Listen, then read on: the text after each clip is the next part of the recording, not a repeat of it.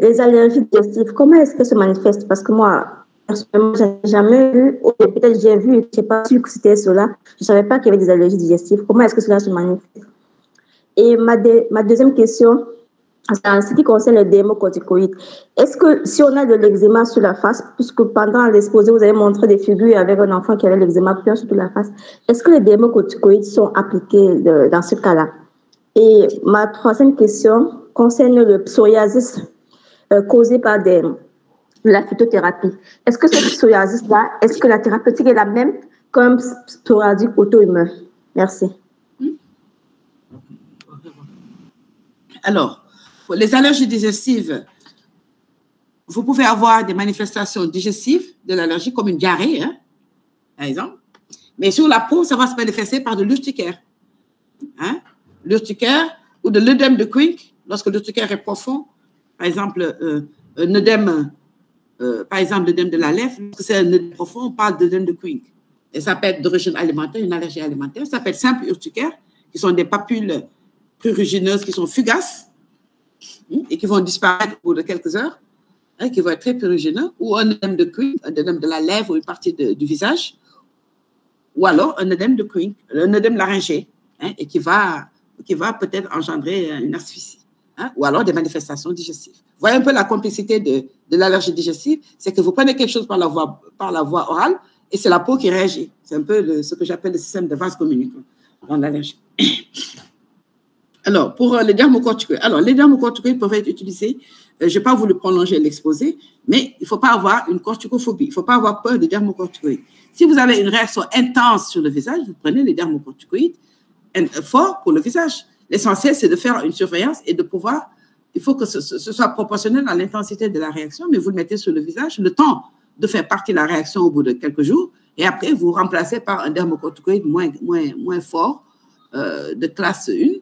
Alors, je ne sais pas si on respecte la classification américaine, les dermocorticoïdes de classe 4 sont plus forts, hein, donc vous mettez la classe 3 sur le visage, et après, quand ça s'améliore, vous descendez à la classe 2 ou la classe 1, hein, en fonction de l'amélioration clinique.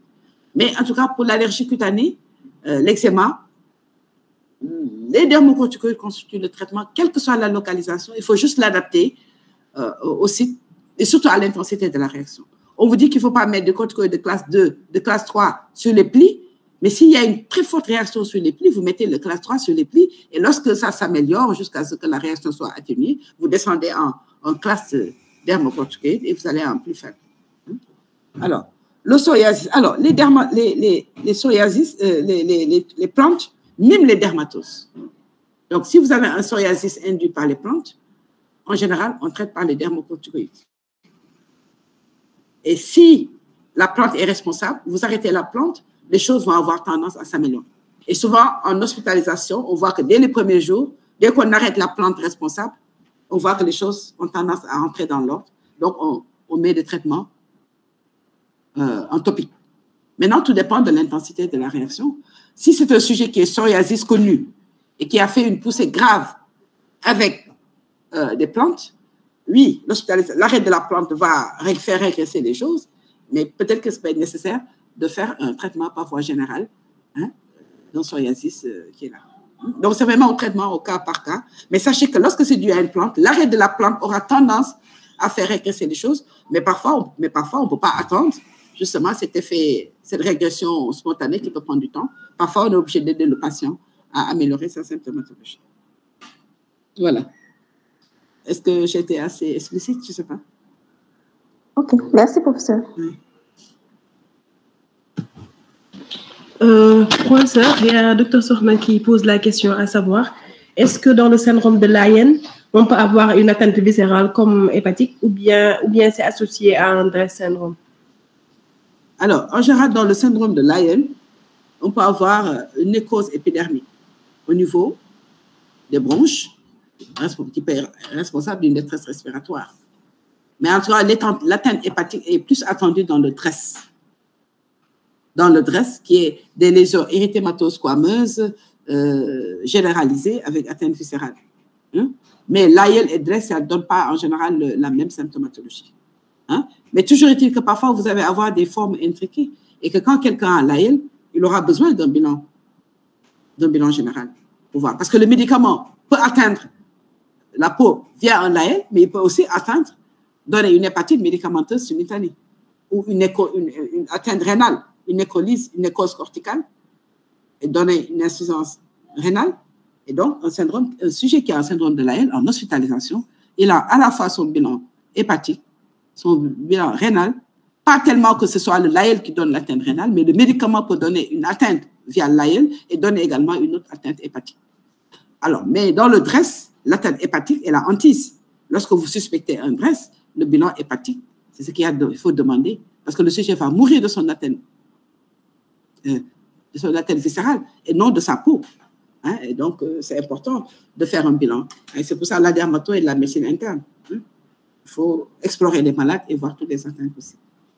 Hein, mais DRESS et l'AL, c'est différent. Hein. Mais un médicament peut atteindre la peau et atteindre le foie en même temps. Hein. C'est comme ça qu'il faut le comprendre. D'accord, professeur. Moi aussi, j'avais une question, à savoir, est-ce que dans les toxidermies, est-ce qu'on peut avoir une évolution? Par exemple, un syndrome de chevauchement, est-ce que ça peut évoluer vers un LAN vraiment tout au début? Est-ce ou bien on doit quantifier toutes les vésicules avant d'être rompu, ou bien ça n'évolue pas, l'un ne peut pas évoluer vers l'autre? Alors, on dit que c'est un spectre, ça veut dire que ça peut évoluer. C'est juste une histoire de surface atteinte. Alors, vous pouvez commencer une lésion par une ectodermose orificielle, donc une atteinte des orifices, buccales, narinaires, tout, et puis au bout de quelques temps, ça s'aggrave, ça va aller vers le LAL. C'est un spectre, hein, et ça peut vaciller d'un pôle à l'autre. Alors, il y a la surface décollable, décollée, et la surface décollable.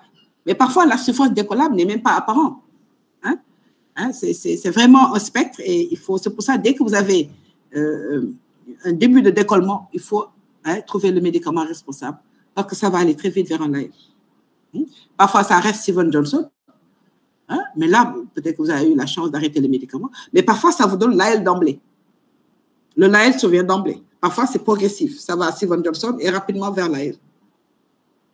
Ce n'est pas stéréotypé. Et c'est pour ça que les critères d'imputabilité sont essentiels. Il faut pas, en tout cas, si vous avez un décollement, il faut envoyer en dermatologie. Ce n'est pas des choses qui sont prudentes de gérer en ambulatoire. Il faut les hospitaliser et faire des mesures, les soustraire, arrêter tous médicaments non essentiels et faire la démarche d'imputabilité qui va être de gérer l'évolution de la pathologie en fonction des médicaments qui courent et de guetter un LAL. Ça, c'est vraiment une gymnastique et c'est pour ça qu'il faut référer. Dès que vous avez un décollement, dès que ça décolle, vous avez des bulles, il faut envoyer en dermatologie. Merci, professeur. Une autre question, c'était par rapport aux dermatoses de contact et aux tests allergo. À partir de quel âge on peut effectuer les tests allergo? Ou bien, même à 6 mois, il n'y a pas d'âge. Il n'y a pas d'âge. On peut les faire.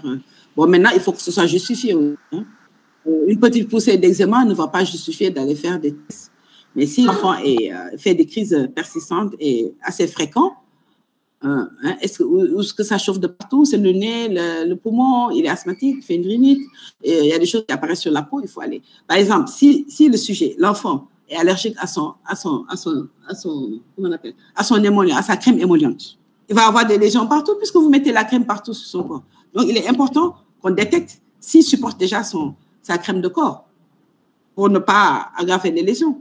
D'accord? S'il a une allergie alimentaire, il faut aller la détecter pour que l'enfant ne prenne plus la substance, l'aliment responsable, pour que l'enfant puisse avoir un corps. Mais si vous ne testez pas, vous allez éliminer tout sous son, et vous allez créer même une cachexie. Donc, les tests, c'est important pour identifier et cibler les évictions. Parce que ce que les dermatos font, ou les pédiatres même, ils disent à l'enfant, ne prenez pas ça, ne prenez pas ça, ne prenez pas ça, ne prenez pas ça. On interdit tout à l'enfant. Alors que peut-être qu'il n'y a qu'une seule substance qu'il faut lui interdire. Et ça, c'est les tests qui permettent d'orienter les mesures d'éviction et de ne pas, finalement, vous intéresser plus sur la qualité de vie de l'enfant que les lésions elles-mêmes. Et donc, il n'y a pas d'âge. Il faut aller amener chez le dermatologue ou en consultation allergo. Lorsque l'enfant a une allergie au lait de vache, en général, c'est des allergies qui vont avoir tendance à agresser. Mais au moment où l'enfant a une allergie au lait de vache, si vous ne faites pas de substitution alimentaire, l'enfant va faire de manière répétée, persistante, sa dermatite.